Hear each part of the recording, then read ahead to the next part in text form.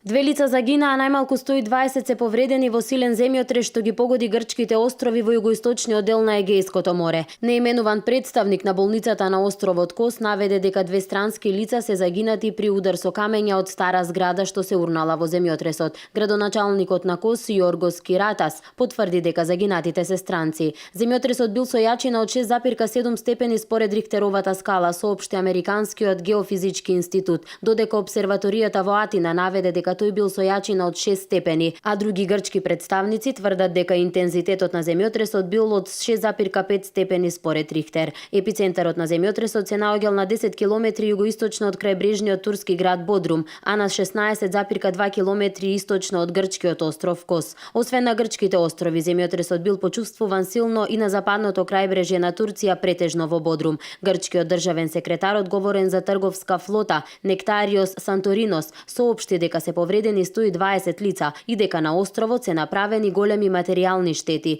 Кон Кос се испратени 2 хеликоптери, кои повредените оттаму ги пренесуваат на островот Родос. На Родос луѓето раскажуваат дека потресот бил многу силен и дека траел долго. Во Бодрум пукнатини се појавиле на голем број згради, а болницата во градот беше евакуирана како превентивна мерка, наведуваат турските медиуми. Очевидци на островот Кос раскажуваат дека по потресот морето се подигнало пред нивни очи, а властите предупредија за опасност од мало цунами. Надојдените морски води поплавија крајбрежен пат и делови од главниот град на островот Кос. Морето isфрли на патот Чамец, а неколку автомобили се удрија еден во друг како резултат на мини цунамито. Од Министерството за надворешни работи во Македонија денеска соопштија дека засега немаат сознанија за повредени македонски граѓани во земјотресот што ги погоди грчкиот остров Кос и турското крајбрежје, повикувајќи се на официјалните информации од надлежните органи од двете земји. Од Министерството информира дека ниту еден македонски државјанин не се обратил за информација или за помош. Македонските дипломатски и конзуларни представништва во Атина и Анкара, како што наведуваат, активно ја следат состојбата и се во координација со турските и грчките институции.